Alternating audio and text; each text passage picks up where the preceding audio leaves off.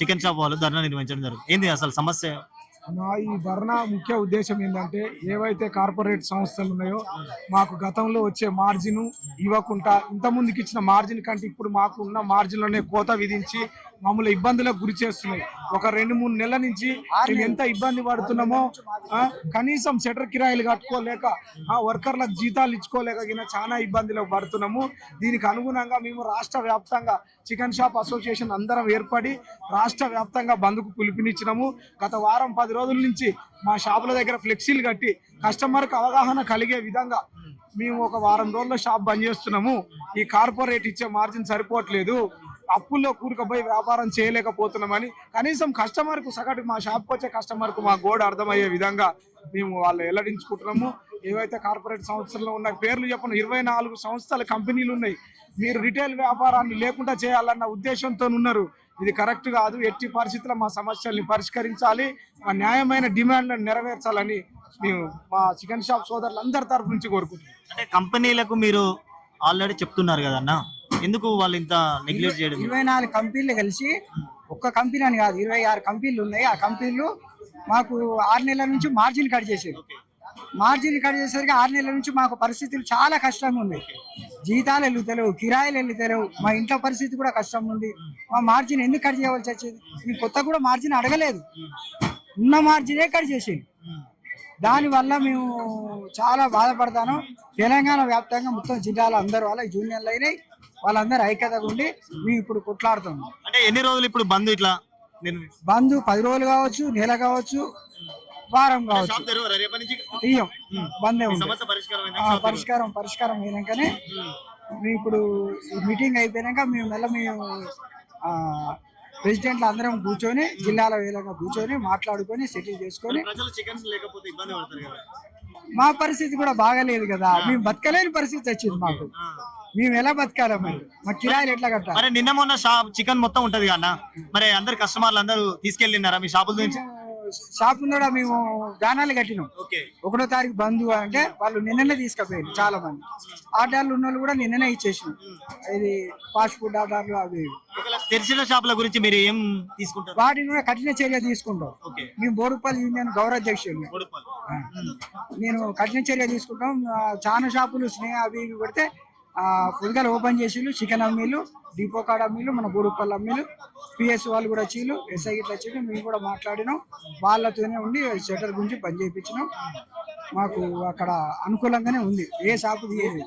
ఏవైతే ఇక్కడికి వచ్చిన మాసం చిన్న రిటైల్ వ్యాపారస్తుడు ఏ ఒక్కరు షాప్ తీయలేదన్న, స్వచ్ఛందంగా బంద్ పెట్టుకొని వచ్చిర్రు. ఇవాళ వాళ్ళు లాస్ అయినా కానీ ఒక్క రోజు కోసం కాదు, రేపు భవిష్యత్తు కోసం, ఇంకో 10-20 ఏళ్ల తర్వాత తగిన చికెన్ షాప్ పెట్టాలంటే ఒక రిటైల్ వ్యాపారస్తుని మనుగడ కోసం ఇలా స్వచ్ఛందంగా బంద్ చేసుకొని వచ్చినాం. ఏవైతే కార్పొరేట్ పెద్దలు ఉన్నారో, స్నేహ వెనుకాపు ఉన్నారో, ఇలా స్నేహ కంపెనీ అవుట్లెట్లు మీరు ఓపెన్ చేసిర్రు. మేము పోయి మీ షాప్ కూడా ధర్నా చేయడం జరిగింది. స్వచ్ఛందంగా శాంతియుతంగా ధర్నా చేసి బంద్ చేసినాం. అయినా బంద్ చేసినాక మీ ఈ కార్యక్రమానికి వచ్చినాక మళ్ళీ షట్టర్ తీసి మీరు అమ్ముతున్నారు. అంటే మీ ఉద్దేశం ఏంది? మాతో ఎందుకు కలిసి రావట్లేరు? మేమంటే అంత చిన్న చూపు ఎందుకు? మీరు ఎక్కడ స్టార్ట్ అయ్యారు? మీరు చాలా చిన్న స్థాయి నుంచి స్టార్ట్ అయ్యారు. మీ కోళ్ళని, మీ కంపెనీ పేరుని, మీ కంపెనీ స్నేహాన్ని మేము మా షాప్ లోకి పెట్టుకొని, మీ కోళ్ళని మేము సప్లై చేసుకొని మేము అమ్మితే మా షాప్ల ద్వారా మీ పేరు పబ్లిసిటీ అయ్యి మీరు ఒక బ్రాండ్ గా ఎదిగి ఇలా కార్పొరేట్ లెవెల్లో మల్టీనేషనల్ బిజినెస్ చేసుకుంటున్నారు. మీరు అక్కడ ఉన్న మీరు ఇవాళ మమ్మల్ని అణగదొక్కనికి ప్రయత్నిస్తున్నారు. గతం మర్చిపోవద్దని హెచ్చరిస్తున్నాము.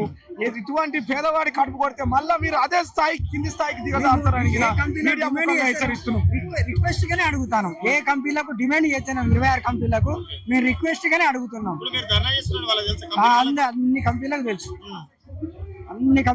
మేము రిక్వెస్ట్ గానే అన్ని కంపెనీలకు మేము ప్రేమపూర్వకంగానే అడుగుతున్నాం. డిమాండ్ ఇట్లా ఏం చేస్తారు? మా పేద ప్రజలను మమ్మల్ని బాధ పెట్టద్దు, మేము పని చేసుకుంటేనే బతకగలుగుతాం.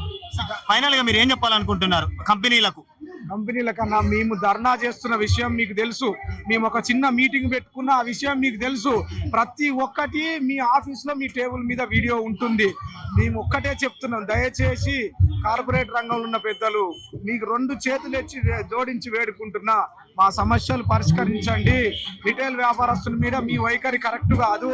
తక్షణమే మీరు దీని మీద దృష్టి సారించి మమ్మల్ని పిలిచి శాంతియుతంగా మా సమస్యలు పరిష్కరించాలని కోరుకుంటున్నాం. గత 6 నెలల నుండి బహుళజాతి కంపెనీలు ఈ సామాన్య మానవుని బ్రతకకుండా మొత్తం కించపరిచేలాగా వాళ్ళ కడుపులు నింపుకోవడానికి మిగిలిన వాళ్ళ ఎవరిని బాగుపడకుండా మరీ రేటు పెంచడం, మార్జిన్ ఇవ్వకపోవడం చేస్తున్నారు. దీనివల్ల మామూలు జనం అనేటోడు అట్టడుగున్నాడు ఇంకా అట్టడుగున్న అయిపోయేటట్టు అయింది. ఇప్పుడు ఏ రకంగా కరోనా వచ్చినాక మన మానవుడు ప్రతి రూపాయి సంపాదించడం చాలా ఇబ్బంది అయిపోయింది. ఆర్థికంగా చాలా వెనకపోయింది. ఇప్పుడు వీళ్ళు ఇచ్చే మార్జిన్ మిగిలిన కూడా చేయడం వల్ల కరెంట్ బిల్లు, రూమ్ రెంట్, మన చికెన్ షాప్ కిరాయిలు కట్టుకోలేక చాలా ఇంకా రోడ్ పైకి రావడం జరుగుతుంది. ఇలా చేస్తే ఇంకా చికెన్ అమ్ముకోవడం కాదు, ఖాళీ ఉరి వేసుకోవడం ఒకటి తప్పైపోయింది. ఈ మార్జిన్ లేకపోవడం వల్ల ఫైనాన్స్ కట్టుకోలేక ఏమి సామాన్యంగా బ్రతకడం కష్టమయ్యేటట్టు చేసేసారు. మంచిగా బ్రతికే వాళ్ళని చెడగొట్టేసారు. ఈ 6 నెలల నుండి మార్జిన్ అనేది మొత్తానికే తీసేసారు. ఈ గత 20 సంవత్సరాల నుంచి 370 అనే చికెన్ ఎవరు వినలేదు. అంత రేట్ గా 370 చికెన్ దాకా తీసుకెళ్లారు. మళ్ళీ ధర్నా అది ఇది అనే వరకు సడన్ గా 220 కాడికి వచ్చింది చికెన్. ఇప్పుడు అంతగానం ఎందుకు తగ్గిస్తారు, ఎందుకు పెంచుతారు? అది ఒకే రోజుల చికెన్ 2-3 రోజుల్లో చికెన్ హై కావడం ఏంది, మళ్ళీ తక్కువ కావడం ఏంది? మా మామూలు జనాలతో ఇలా బహుళజాత కంపెనీలు ఇలా ఆడుకోవడం ఎందుకు? ఎంతవరకు న్యాయంగా ఉందో వాళ్ళకే తెలియాలి. దీని వల్ల ఎంత నష్టపోతున్నామో మామూలు జనానికి అర్థమవుతుంది, కానీ వాళ్ళకి మార్జిన్ అడుగుతా ఏమంటున్నారు మరి? మార్జిన్ పెంచి సరైన రేటు డిక్లేర్ చేసి సరైన ఇస్తే మాకు ఒక ఉంటది. నువ్వు సరైన రేట్ ఇవ్వకుండా ఇంత మార్జిన్ ఖతం చేస్తే ఎలా బ్రతకాలి? బతకడమే చాలా ఇబ్బందిగా ఉంది.